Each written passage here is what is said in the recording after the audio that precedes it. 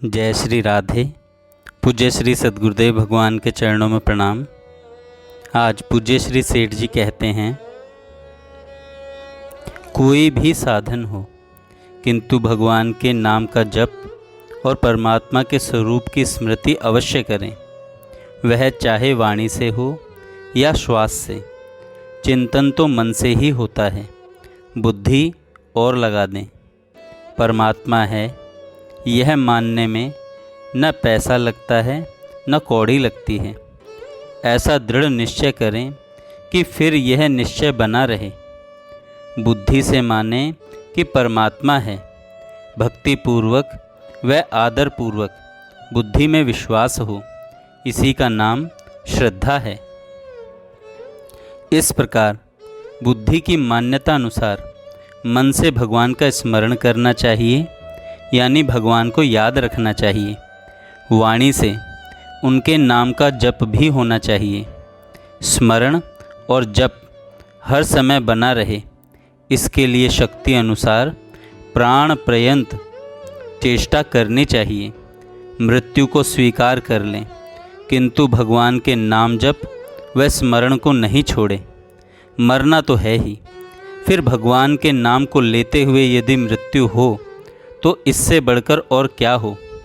भगवान से प्रार्थना करें कि मरते समय आपके नाम का जप हो, चाहे आप दर्शन न दें, किंतु श्रद्धा भक्ति पूर्वक आपके नाम का जप और स्मृति बनी रहे। भगवान से यह प्रार्थना करें, मांगें। यह कामना होते हुए भी इतनी शुद्ध और पवित्र है कि इससे मुक्ति हो जाए। शरीर भले आज ही छूट जाए, किंतु भगवान को याद करते हुए छूटे।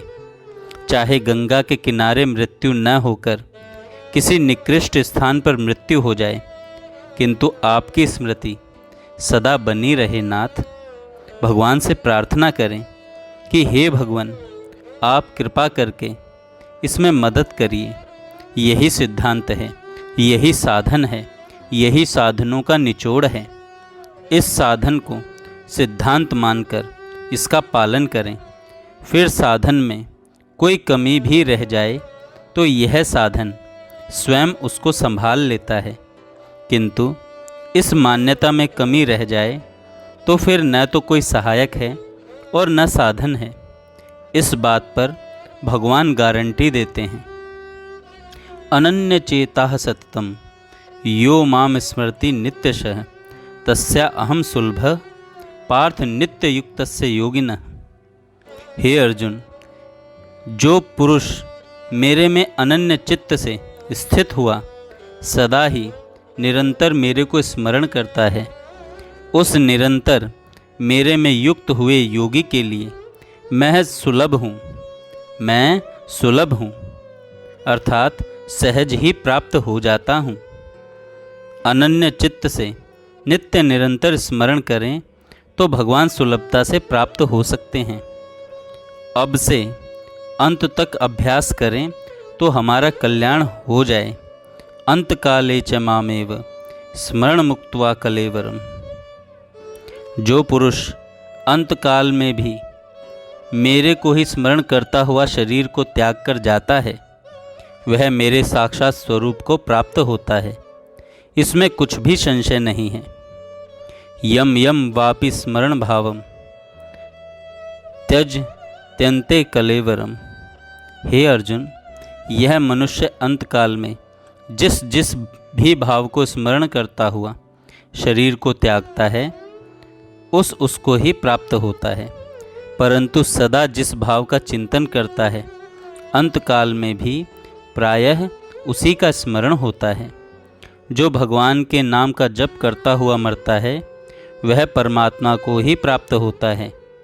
जो जिसको याद करता हुआ जाता है, वह उसी को प्राप्त होता है। देवताओं को याद करता हुआ जाता है, वह देवताओं को प्राप्त होता है। जो भूत प्रेत और पिशाचों को याद करता हुआ जाता है, वह उन्हीं को प्राप्त होता है।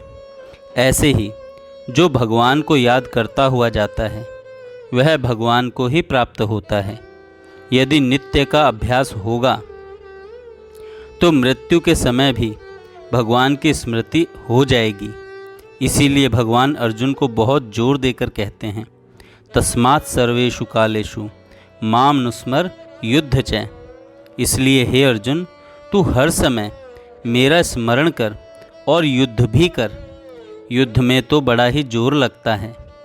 जब भगवान को याद रखते हुए युद्ध हो सकता है, फिर हमें सब काम करते हुए स्मरण क्यों नहीं हो सकता। इसलिए माता बहनों तथा भाइयों को हर समय भगवान को याद रखते हुए कार्य करते रहना चाहिए। भगवान को याद रखते हुए काम करने से बुरा काम तो होगा ही नहीं और आगे पीछे के सभी पाप स्वाहा हो जाएंगे। इस बात को मानकर इसके लिए कटिबद्ध हो जाना चाहिए। जय श्री राधे। जय श्री राधे।